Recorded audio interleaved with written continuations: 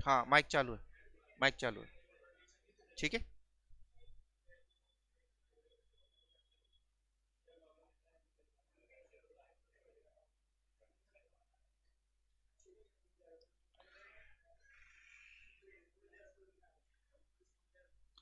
चलिए जी, बात नहीं करनी, सुनिए। नया एक्ट है, इंडियन कॉन्ट्रैक्ट एक्ट 1872। सबसे पहले बात कर लेते हैं कॉन्ट्रैक्ट वर्ड की। ठीक है। ऐसा तो नहीं है कि आपने ये वर्ड पहली बार सुना है, आपने ये वर्ड पहले भी सुन रखा है। ठीक है। तो जिससे पूछूं वही बताना कि वो कॉन्ट्रैक्ट के बारे में क्या जानता है। पहली बात समझ लो, आपने लो नहीं पढ़ा तो मैं आपसे डेफिनेशन एक्सपेक्ट नहीं करता कि आपको डेफिनेशन पता होगी। ठीक है। आपको सिर्फ वो बताना है जो आपको पता है, आपके अकॉर्डिंग। मैं लो के अकॉर्डिंग नहीं पूछ रहा, आपके अकॉर्डिंग पूछ रहा हूं। ठीक है। आपके अकॉर्डिंग कॉन्ट्रैक्ट क्या होता है, आपके अकॉर्डिंग क्या लगता है? दो या दो से ज्यादा व्यक्तियों के बीच में एक कॉन्ट्रैक्ट होता है। तो कॉन्ट्रैक्ट होता क्या है? वो तो एक एलिमेंट हो गया, एक एग्रीमेंट होता है। तो कॉन्ट्रैक्ट एक तरह का दो या दो से ज्यादा लोगों के बीच में एग्रीमेंट होता है। पक्का सभी की बात है, सभी का ही कहना है। अच्छा, तो आपने बोला एक एग्रीमेंट होता है, क्या कॉन्ट्रैक्ट और एग्रीमेंट एक ही होते हैं? कॉन्ट्रैक्ट और एग्रीमेंट अलग अलग होते हैं? क्या कॉन्ट्रैक्ट और एग्रीमेंट अलग अलग होते हैं या एक ही होते हैं आपके अकॉर्डिंग? लो नहीं पता आपको? ओके, एक और वर्ड डाल दिया आपने, वाइडर। ठीक है, मैं मान लेता हूं नहीं पता। आपको पता है, किसी ने थोड़ी सी बुक से पढ़ने की कोशिश की है, उसको थोड़ा सा बुक से पता है, किसी ने थोड़ा सा पहले पढ़ रखा है, पहले इंफॉर्मेशन है उसके पास, है ना। चलिए, बेसिकली आपको सिर्फ इतना ही पता है, कॉन्ट्रैक्ट दो लोगों के बीच में किसी बात को लेके क्या हो जाता है, वो तैयार हो जाते हैं, ऐसा करेंगे वैसा करेंगे। ठीक है। आ जाइए पढ़ते हैं, ध्यान से समझना।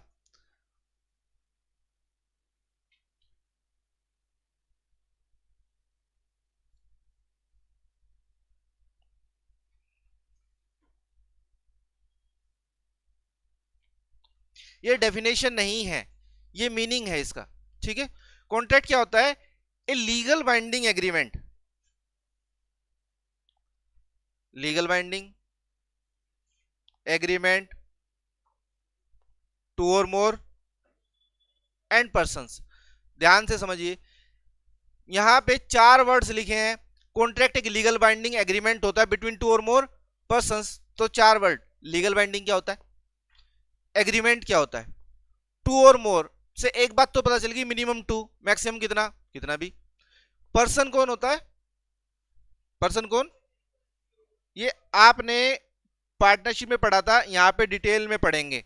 कॉम्पिटेंट पर्सन, कैसे पर्सन होने चाहिए? कॉम्पिटेंट होने चाहिए फिलहाल के लिए। अब जरा समझते हैं ये एग्रीमेंट क्या होता है। दो या दो से ज्यादा तो पता चल गए, यानी कम से कम दो पार्टीज होनी चाहिए, ज्यादा कितनी भी चलेंगी। अब रह गए हमारे पास दो वर्ड्स, लीगल बाइंडिंग क्या होता है और एग्रीमेंट क्या होता है। एग्रीमेंट की अगर बात करें ना, बड़ा सिंपल सा होता है, जब दो पर्सन किसी बात पे एग्री कर जाए ना तो वो एग्रीमेंट होता है, खत्म।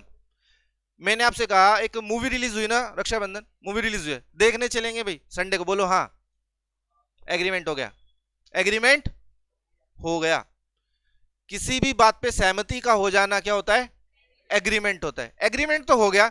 अब सवाल ये है, हमने डिसाइड किया मूवी देखने चलेंगे, है ना, कोई भी जो भी आपको थिएटर यहाँ पता उसको आप नाम एज्यूम कर लो अपने आप, वहां पे चलेंगे।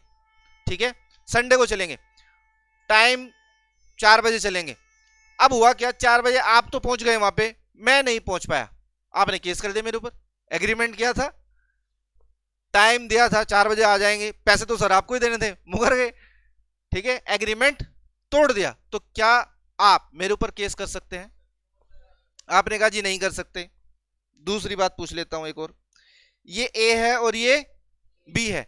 ए ने बी से कहा मैं वादा करता हूं तुम्हें अपनी गाड़ी सेल कर दूंगा, ये कार है ऐसा मान लो, 5 लाख रुपए में। बी ने कहा ठीक है, मैं तुम्हें 5 लाख रुपए दे दूंगा, ये लो 1 लाख एडवांस और 4 लाख ऑन डिलीवरी। ठीक है, हो गया। इन्होंने ऐसा तय कर लिया, ये इसको गाड़ी देगा और ये इसको 5 लाख, 1 लाख इसने एडवांस दे दिया और डिलीवरी होनी है 7 दिन बाद। ठीक है, मान लीजिए आप नेक्स्ट मंडे, अच्छा हुआ क्या, नेक्स्ट मंडे आ गया, बी पहुंचा ए के पास 4 लाख रुपए लेके, ये लो भैया अपने 4 लाख रुपए, ये कह रहा है मुझे नहीं बेचनी गाड़ी, तो बी कह रहा है चलो कोई बात नहीं आपकी मर्जी, मैं तो इतना ही कह सकता हूं नहीं बेचनी तो लाओ मेरे 1 लाख रुपए, कह रहा है कौन से पैसे, क्या ये केस कर देगा? यहां पे भी तो दो पर्सन एक बात पे एग्री हुए थे ना कि मैं आपको गाड़ी दूंगा और ये इसको पैसे देगा, हमारे केस में भी हम एग्री हुए थे ना मूवी देखने चलेंगे, हाँ चलेंगे, दो एग्रीमेंट बने थे, एक जगह आपने बोला केस कर दोगे, एक जगह आपने बोला केस नहीं कर दोगे, ये जो दो फर्क है ना, यही कॉन्ट्रैक्ट और एग्रीमेंट के बीच का फर्क है, यही फर्क क्या है, कॉन्ट्रैक्ट और एग्रीमेंट के बीच का यही फर्क है कि आप केस कर सकते हैं या केस नहीं कर सकते, मतलब यही वो फर्क है जब हम पता लगाएंगे जो ये एग्रीमेंट है ये लीगल बाइंडिंग है या नहीं है, लीगल बाइंडिंग का मतलब आप समझिए enforceable by law, enforceable by law. अब सवाल ये एनफोर्स क्या होता है, एनफोर्सेबल क्या होता है, जरा ध्यान से समझना, हम लोग एग्रीमेंट क्यों करते हैं, वाई, ठीक है, एग्रीमेंट करने से क्या होता है, agreement creates rights and obligations, agreement creates rights and obligations, जरा ध्यान से समझना यहां पे जो भी अभी बताया, ये ए और बी वाला मैटर याद है, ये इसको गाड़ी देगा और ये इसको पैसे देगा, अब यहां पे ध्यान से समझना, इस एग्रीमेंट की वजह से ए के पास एक राइट आया है, क्या राइट आया है, पैसे मिलेंगे, क्या होंगे इसको, पैसे मिलेंगे, लेकिन इसके ऊपर एक ऑब्लिगेशन भी आई है, गाड़ी देनी पड़ेगी, गाड़ी की ओनरशिप ट्रांसफर होगी, पोजीशन ट्रांसफर होगी, ठीक इसी तरह से बी के पास एक राइट आया है, इसको गाड़ी मिलेगी, है ना, इसको गाड़ी मिलेगी, लेकिन इसके ऊपर एक ऑब्लिगेशन भी आई है, इसको पैसे देने पड़ेंगे, है ना, यही कहानी है। तो अब जरा बताइए आपको एक कॉमन चीज नजर आ रही है इसके अंदर, जो ए का राइट है वो बी की ऑब्लिगेशन है, जो बी का राइट है वो इसकी ऑब्लिगेशन है, इसका मतलब इसको पैसे दे लेने हैं तो उसको पैसे देने हैं, इसको गाड़ी लेनी है तो इसका मतलब उसको गाड़ी देनी है, आपको नजर आ रहा है इसका राइट और इसकी ऑब्लिगेशन है, ठीक है। अब जरा ध्यान से समझना, एक बात बताओ आप लोगों ने कभी कॉन्ट्रैक्ट किया आज तक, आप लोगों ने आज तक कोई कॉन्ट्रैक्ट नहीं किया, पक्का लॉक कर दे आंसर, ठीक है, चेक करते हैं, चेक करते हैं किए हैं, बताओ कौन सा किया, रेंट एग्रीमेंट नहीं किया, अच्छा ये पूछ लूंगा मैं तो बता ही नहीं रहा, मैं तो बता ही नहीं रहा, मैंने नहीं किया, ऐसा नहीं करने का, बता देने का अगर आपने किया है तो, ठीक है, मैंने पहले आपको कहा था मेरा पर्पज आपको गलत साबित है कुछ करना नहीं है, सिंपल सी बात, आपको कुछ पता है तो वो आधा या गलत पता है तो उसको एग्जिट कीजिए, बाहर निकालिए उसको, ठीक है, सुनिए जरा, अच्छा यहाँ पे पास में रेलवे स्टेशन है ना, रेलवे स्टेशन है किधर है, इस तरफ है, हाँ जी इस तरफ भी है, पास में है ना, मैंने तो बोला पास में है, ठीक है, ट्रेवल किस किसने किया है रेल से आज तक, ठीक है, बिना टिकट ट्रेवल किसने किया, 1 2, अच्छा टिकट लेने वाले कितने, बाकी टिकट लेने वाले, ठीक है, ये आप वो पहचानो अपने आप को, पहचाना, 3 पांव है, बड़े बड़े कान, ये आप हो, ये रेलवे कंपनी है, ठीक है, आपने इसको दिए पैसे, क्या परचेज कर लिया, टिकट परचेज कर लिया, बदले में ये आपको क्या देंगे, सर्विस देंगे, सर्विस दे रहे आपको, ट्रांसपोर्टेशन सर्विस देते हैं, ठीक है, ये क्या देंगे आपको, सर्विस देंगे, आपने टिकट परचेज कर लिया, मान लो सपोज 100 रुपए का टिकट परचेज किया, डेस्टिनेशन तय है वहां से लेके वहां तक आपको सर्विस देंगे, अब हुआ क्या, टिकट तो आपने परचेज कर लिया, लेकिन जैसे आप अंदर बोर्ड हुए ट्रेन के अंदर, अभी थोड़ी सी दूरी गए थे, टीसी आ गया और उसने कहा मैडम हम आपको नहीं ले जा रहे, सर आपको नहीं ले जा रहे, नीचे उतर जाओ, क्या उतर जाओगे, क्या कहोगे, वो कहेगा टिकट ही तो परचेज किया, ट्रेन थोड़ी ना खरीद ली, टिकट खरीदा है, टिकट लो घर जाओ, क्या करोगे, 4 ऑप्शन है, इग्नोर, थोड़ी देर रोएंगे, बेइज्जती हो गई है रोएंगे, तीसरा ऑप्शन कोई बात नहीं, आमिर खान ने कहा था रेल के पीछे नहीं भागने का, एक जाती है दूसरी आती है, फिर दूसरी में चढ़ जाएंगे, या फोर्थ। ऐसा थोड़ी ना होता, कुछ ना कुछ तो हरकत करेंगे हम, पुलिस को ही फोन लगा देंगे चाहे। लेकिन सवाल समझिए, इंडिया में आप एक्शन तो ले सकते हो, लेकिन एक्शन सिर्फ तभी ले सकते हो जब आपके पास कोई अधिकार हो। जब आपके पास क्या हो गई, तो आपके पास वो अधिकार क्या है, बात समझ गई, समझ गई। तो पहले कोर्ट में जाने से पहले आपके पास किसी राइट का होना जरूरी है, ठीक है। तो याद रखना, पहले आपके पास क्या होता है, कोई राइट होता है। अगर वो राइट कोई भी तोड़ देता है, ब्रीच कर देता है, देन आप कहां जाते हो, कोर्ट जाते हो, ठीक है। उसके अगेंस्ट एक्शन लेते हो, उसके अगेंस्ट क्या लेते हो, एक्शन। लेकिन सबसे पहले क्या होना जरूरी है, आपका कोई अधिकार होना जरूरी है, ठीक है। तो जैसे आपने टिकट परचेज किया ना, आपने एक कॉन्ट्रैक्ट कर लिया रेलवे कंपनी के साथ, जो भी रेल की वो सर्विस ऑफर कर रही है ना। मैंने रेलवे कंपनी इसलिए बोला, हो सकता है आपने ऑटो में ट्रेवल किया हो सकता है आपने बस में ट्रेवल किया हो, वट जो भी ट्रांसपोर्टेशन सर्विस दे रहा है आपका, उसके साथ एक कॉन्ट्रैक्ट हो गया। कॉन्ट्रैक्ट क्या है, आप पैसे दोगे और वो आपको सर्विस, वो आपको क्या देगा। और अगर वो फेल होता है तो आप उसके अगेंस्ट क्या ले सकते हो, एक्शन ले सकते हो। अब बताओ, आपने कॉन्ट्रैक्ट किया, कितनी बार किया, गिन के बताओ, आज तक कितने कॉन्ट्रैक्ट कर दिए होंगे, 50 कर दिए होंगे। सो मेरे हिसाब से बचपन से लेकर अब तक आपने कुछ भी नहीं तो 35-40 हजार कॉन्ट्रैक्ट कर लिए होंगे।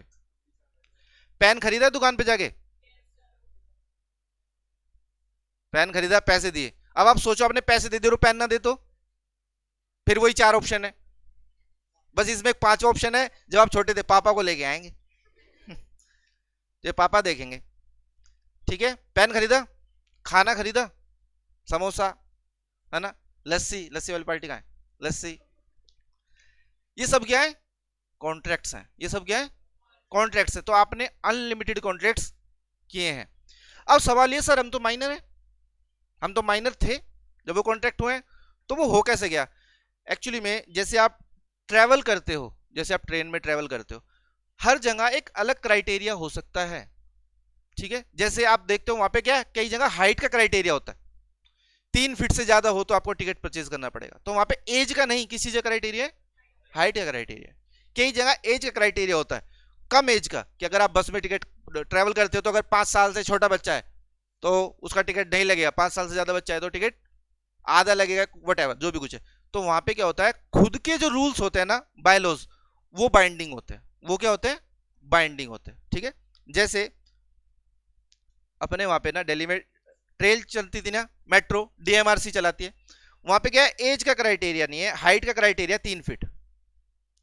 अगर आपका बच्चा 3 फीट से ज्यादा है तो आपको उसका टिकट परचेज करना पड़ेगा, ठीक है। तो वो 18 साल का नहीं है, लेकिन वो रूल आपको फॉलो करना पड़ेगा, क्योंकि वो स्पेसिफिक लॉ है। वो क्या है, स्पेसिफिक लॉ है कि अगर आपको डीएमआरसी की सर्विस यूज करनी है तो आपको डीएमआरसी के रूल्स फॉलो करने पड़ेंगे। ऐसे तो इंडिया में आपको संविधान ने अधिकार दिया है, आप कहीं पे भी आ सकते हो, जा सकते हो, घूम सकते हो।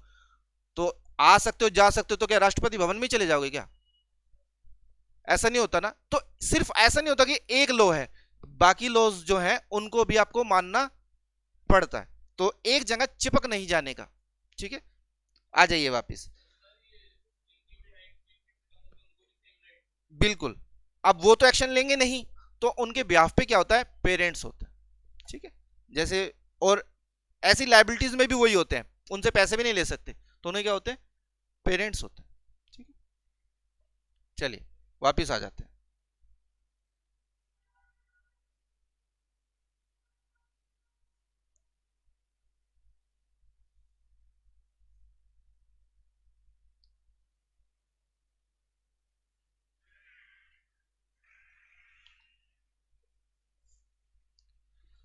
चलिए यहां लिख देता हूं फिर से।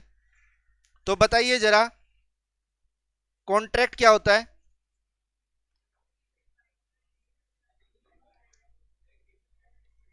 लीगल बाइंडिंग, बात नहीं करनी, ये बात पता चल गई। एग्रीमेंट से क्या होता है,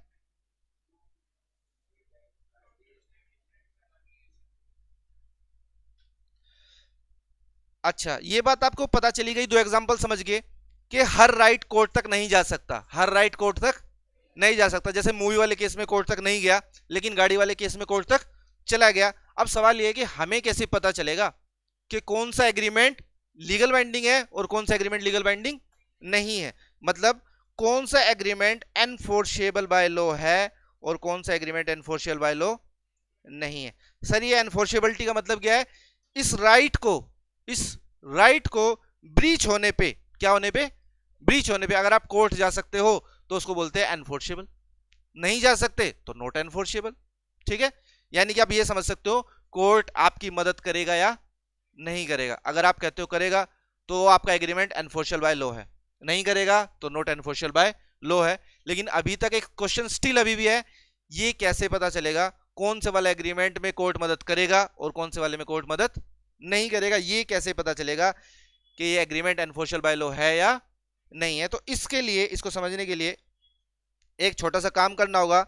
एनफोर्सेबिलिटी को चेक करने का एक तरीका है, और वो तरीका क्या है? एक सेक्शन पढ़ना होता है, सेक्शन नंबर 10। इसमें लिखे हैं कुछ essential elements of valid contract.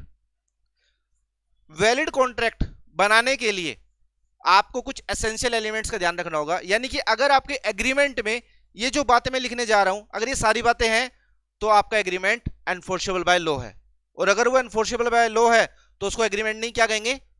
Contract. और अगर एलिमेंट मिस हुआ तो फिर वो कॉन्ट्रैक्ट नहीं है, फिर वो क्या रह जाएगा? सिर्फ एग्रीमेंट रह जाएगा। ठीक है, अब जरा देखते हैं कौन से वो एलिमेंट्स हैं जो मैं लिखने जा रहा हूं ना। ये सब आपको डिटेल में पढ़ना है। यही कॉन्ट्रैक्ट एक्ट है पूरा। जो अभी छोटा छोटा लिखूंगा ना एक एक वर्ड, यही वर्ड आपके पूरे पूरे टॉपिक्स हैं। जो कोई एक क्लास लेगा तो कोई 2 क्लास लेगा, यही पूरा कॉन्ट्रैक्ट एक्ट है बस। ठीक है, जरा पढ़ते हैं क्या है वो essential elements. Number 1, offer and. जैसे कि मैंने पहले कहा, अभी मैं सिर्फ आपको इनका सिर्फ इंट्रोडक्शन दे रहा हूं, ये हमें पूरा डेप्थ में पढ़ना है। ठीक है, पहला ऑफर एंड। एक बंदा ऑफर करेगा और दूसरा बंदा उस ऑफर को एक्सेप्ट करेगा। मैं आपको अपना पेन, मोबाइल, गाड़ी, बाइक सेल करना चाहता हूं। ऑफर, ये क्या है? ऑफर। सामने वाला बंदा क्या करेगा? उसको, अगर जाहिर सी बात है वो खरीदना चाहता है तो वो क्या करेगा? उसको एक्सेप्ट। तो एक पर्सन ऑफर करेगा और दूसरा पर्सन उसको एक्सेप्ट करेगा। तो पहला एलिमेंट क्या हो गया? एक ऑफर होना चाहिए और दूसरी तरफ एक्सेप्टेंस होना चाहिए। इसलिए मैंने आपसे कहा था क्या, मूवी देखने चलेंगे अगले संडे को, बोलो हाँ। क्योंकि जब तक आप हाँ नहीं बोलोगे एक्सेप्टेंस ही नहीं होगी, और एक्सेप्टेंस नहीं होगी तो हम आगे कैसे बढ़ेंगे? तो एक ऑफर होगा और दूसरा एक्सेप्टेंस। दूसरा,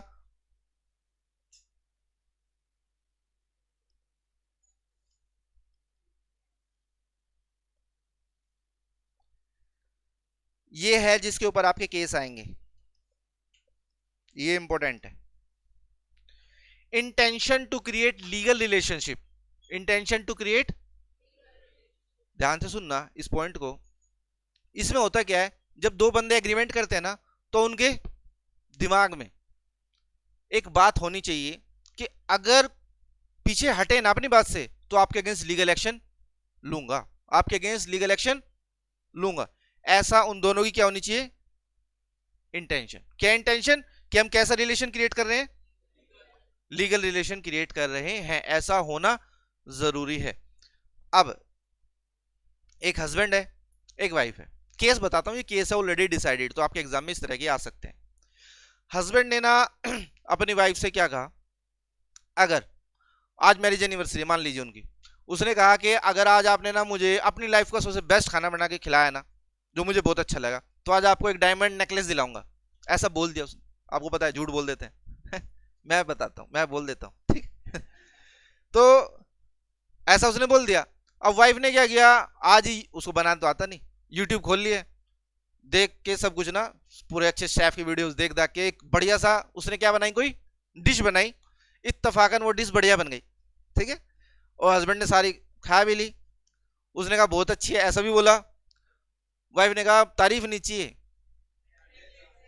वो जो था मैंने रिकॉर्डिंग कर ली है उसकी, वो चाहिए नेकलेस। हस्बैंड ने कहा मैं तो मजाक कर रहा था, मैं तो ये मजाक है या मजाक भारी पड़ सकता है दूसरे वे में, वाइफ ने केस कर दिया हस्बैंड के ऊपर, इन्होंने क्या कहा था, लेकिन अभी बात में क्या कर रहे हैं, उससे पीछे हट रहे हैं अपनी बात से, तो क्या केस होगा या नहीं, नहीं होगा। ऐसा तो पापा ने भी कहा था 12th पास कर लो बाइक दिला देंगे, नहीं, लेकिन पापा ने ऐसा फॉलो किया कि अपना प्रॉमिस, नहीं ना, तो क्या उनके ऊपर केस कर देंगे, नहीं ना, नहीं करेंगे। क्यों नहीं करेंगे, ध्यान से समझना, दो वर्ड है, डोमेस्टिक और सोशल।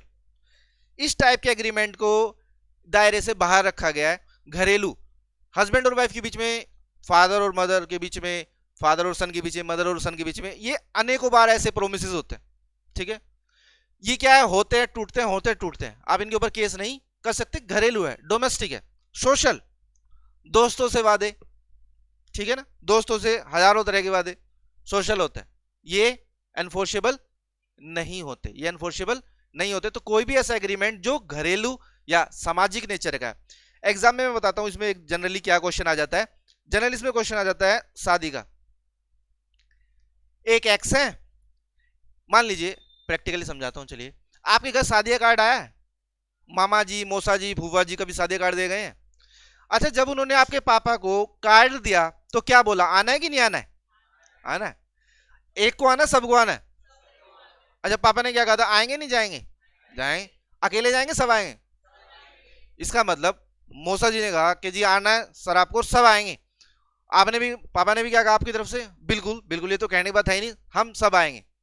अब आप नहीं गए, पूरी फैमिली नहीं गई, मौसा जी ने केस कर दिया, तुम्हारी वजह से 7 लोग थे तुम, 7 प्लेट खाना एक्स्ट्रा, 2000 रुपए पर प्लेट, 14,000 रुपए दे दो, आओ मत आओ मुझे कोई बात नहीं, नहीं आए नहीं आए, 14,000 रुपए भिजवा दो, आपकी वजह से 7 प्लेट खाना एक्स्ट्रा बनवाया मैंने, तो क्या 14,000 रुपए देने पड़ेंगे, नहीं ना, क्यों नहीं देने पड़े वो। ऐसे एग्जाम में इस तरह का क्वेश्चन आता है कि एक इनविटेशन कार्ड आया, इनविटेशन को आपने एक्सेप्ट कर लिया, देन आप, ऑफर एक्सेप्ट हो गया है, एग्रीमेंट बन गया, वो बेसिकली ये कहना चाह रहा है, एग्रीमेंट बन गया है, लेकिन आपने वो एग्रीमेंट क्या कर दिया, ब्रीच कर दिया, तो क्या केस होगा, नहीं, क्योंकि हमें क्या क्लासिफाई करना है, वो सोशल नेचर का एग्रीमेंट है। कैसा एग्रीमेंट है, सोशल नेचर का एग्रीमेंट है, वो एनफोर्सेबल बाय लॉ नहीं होता, ठीक है। नेक्स्ट, कुछ भी हो, या तो आप उसमें इंटेंशन डालेंगे, या तो आप उसमें क्या डालेंगे, अगर ऐसा एग्रीमेंट है ना, उसको ऑटोमेटिकली ये मान लिया जाता है कि इसके अंदर ये इंटेंशन है ही नहीं कि हम लीगल रिलेशन क्रिएट करते हैं। अगर आप चाहते हो कि लीगल रिलेशन क्रिएट हो, तो आपको एक बात प्रूफ करनी होगी कि जब हमने कॉन्ट्रैक्ट किया ना, हम ये चाहते थे कि अगर ये नहीं आए तो हम इन पे एक्शन लेंगे, और अगर ये आए और खाना अच्छा नहीं लगा तो ये मुझ पे एक्शन लेंगे। यानी कि हमें क्या करना पड़ता है, प्रूफ करना पड़ेगा कि हमारी इंटेंशन है लीगल रिलेशन क्रिएट करने की, नहीं तो सोशल और डोमेस्टिक में ऑटोमेटिकली क्या मान लिया जाएगा, ये इंटेंशन मिसिंग है, ठीक है। नेक्स्ट,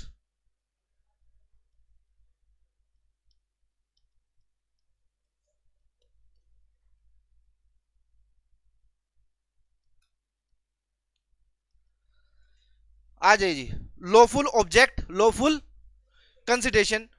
लॉफुल क्या होता है, सवाल है ये, मैंने पहले कहा सब कुछ हमें डिटेल में तो पढ़ना है ही, लेकिन थोड़ा थोड़ा मैं यहाँ पे बता दूंगा आपको, ताकि बिल्कुल ही ऐसा ना रहे कि ये है क्या। बता चुका हूं वैसे मैं आपको ऑलरेडी पहले, जिसने पार्टनरशिप पढ़ी है।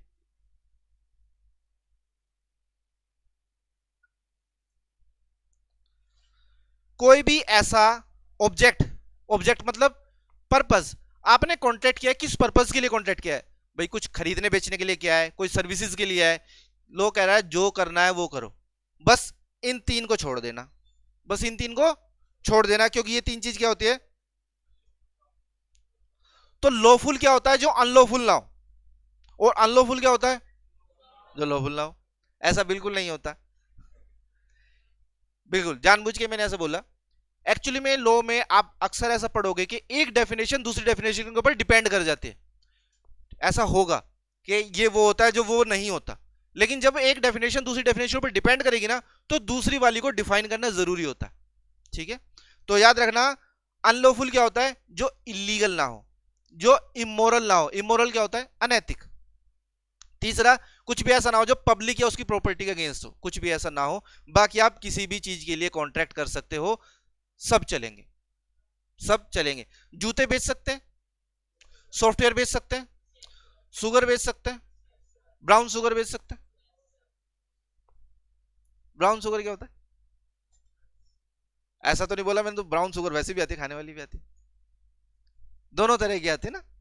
बिल्कुल, ब्राउन शुगर भी होती है एक्चुअली में, चीनी वाली शुगर भी होती है, और एक ड्रग्स भी होती है ब्राउन शुगर।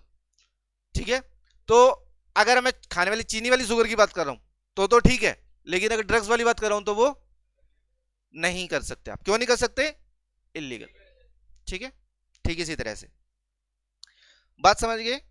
ऑब्जेक्ट का पर्पस क्या होता है? ऑब्जेक्ट का मतलब काम, किस काम के लिए आपने कॉन्ट्रैक्ट किया है। आप कोई भी काम कर सकते हो, बस इन तीन कैटेगरी में फॉल नहीं करना चाहिए। ये होते क्या है? Illegal, immoral, oppose to public policy, ये सब पढ़ना है। ठीक है, next, lawful consideration. Lawful consideration माने क्या होता है पता है? Something in return. Something in मतलब बदले में कुछ मिलना, बदले में कुछ मिलना। अब लो सिंपल से एक बात कहता है कि बदले में क्या लोगे आप? कह रहा है बदले में आप कुछ भी ले लीजिए, बस वो चीज भी क्या होनी चाहिए? लॉफुल। वो चीज भी क्या होनी चाहिए? लॉफुल होनी चाहिए। भाई आपने मान लीजिए किसी को कोई भी सर्विसेज दी, किसी को कोई भी क्या दी? सर्विस दी, गुड्स दी। मान लीजिए आपने किसी को अपनी बाइक बेची है, ठीक है, मान लो आपके पास बाइक है, आपने किसी को अपनी बाइक बेची, तो बदले में कुछ ना कुछ तो लोगे। तो जो बदले में लोगे वो क्या लोगे? पैसे चलेंगे, सोना चलेगा, कोई शेयर्स चलेंगे, चलेंगे, बंदूक चलेगी, बंदूक क्यों नहीं चलेगी?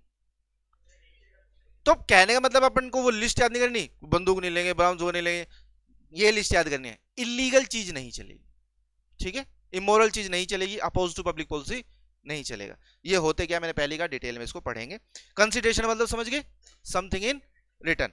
अब जरा जितना आपने लिखा है मैंने उसको लिख लो पहले, और फिर बाद में पढ़ेंगे, और कुछ ना पता चले तो पूछ भी लेना।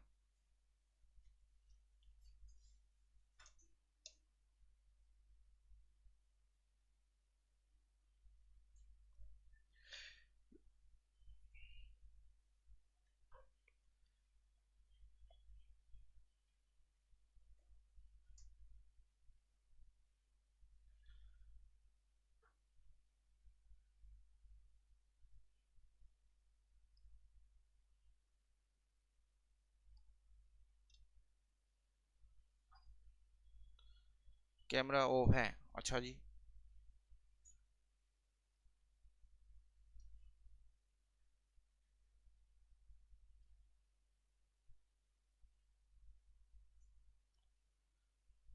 विनय, क्या अभी भी ऑफ है कैमरा?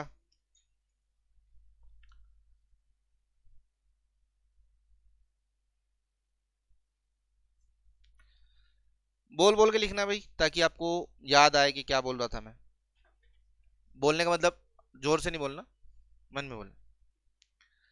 कॉन्ट्रैक्ट एक लीगल बाइंडिंग एग्रीमेंट है between two or more persons. Agreement क्या होता है? जब दो पर्सन किसी बात पे एग्री कर देते तो एग्रीमेंट होता है।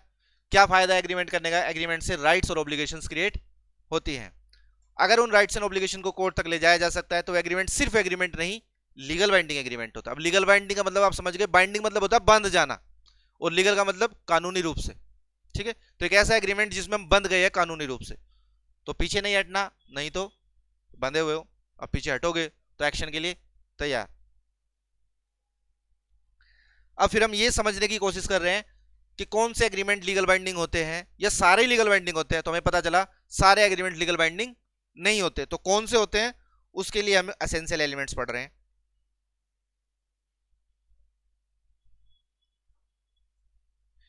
यस, ऑफ है, अच्छा जी।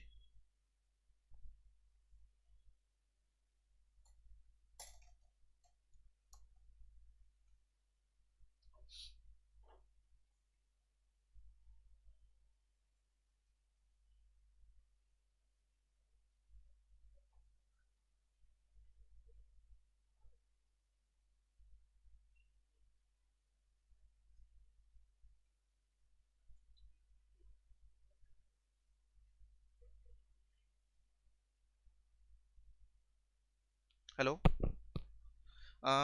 जूम पे बच्चों का मैसेज आ रहा है, कैमरा ऑफ है,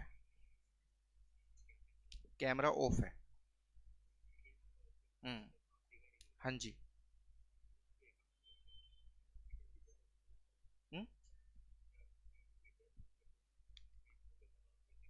बताओ। अच्छा, 1 मिनट।